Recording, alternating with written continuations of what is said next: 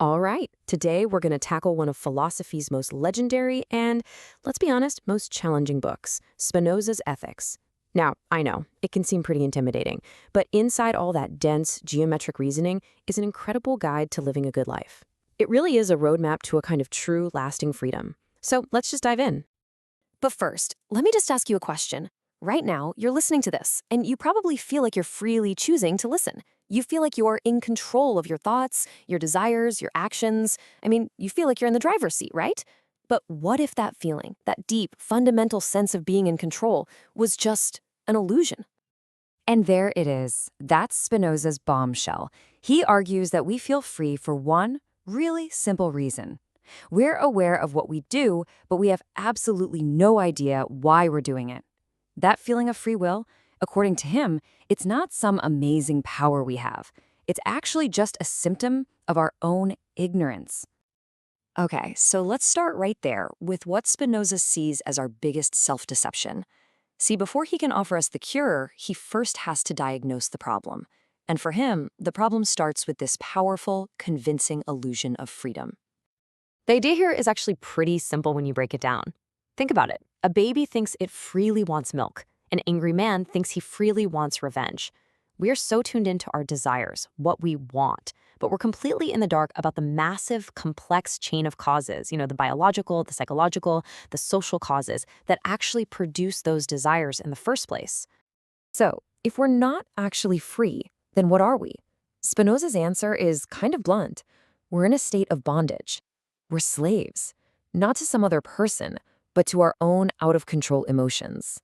Spinoza has a special word for this. He calls them passions. A passion isn't just any old feeling.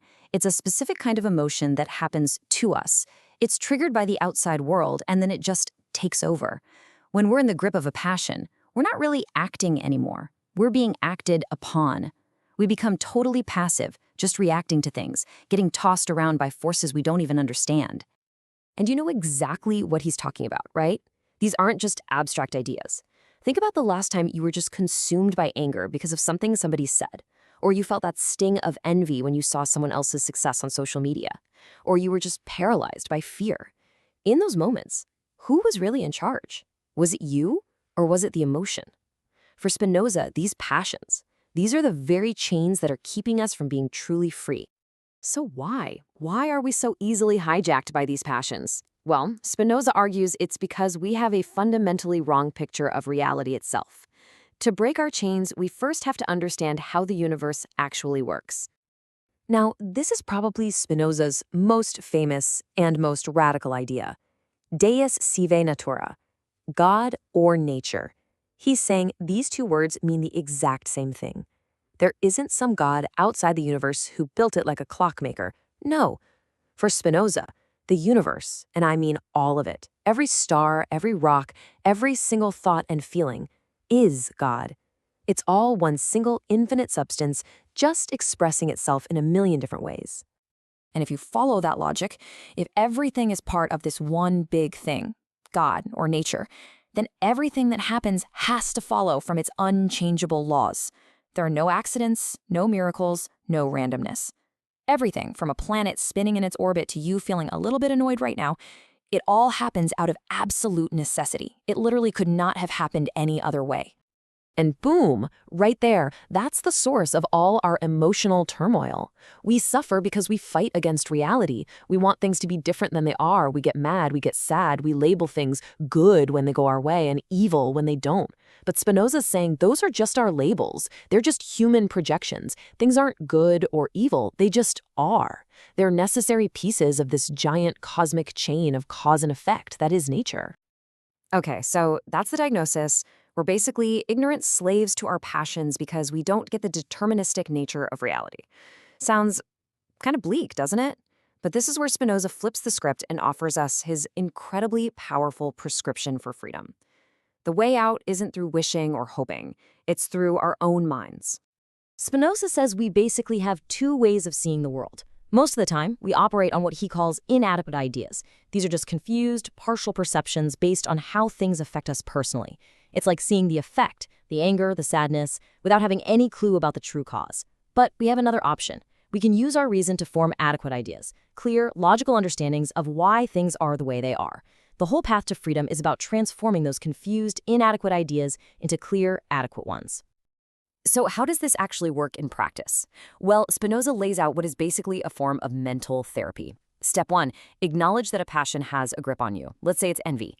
Step 2, instead of just sitting there stewing in it, you use your reason to investigate it. Ask yourself, what is the external cause of this feeling? Is it my insecurity? Is it societal pressure? Step 3, you work until you form a really clear, distinct, and adequate idea of that cause.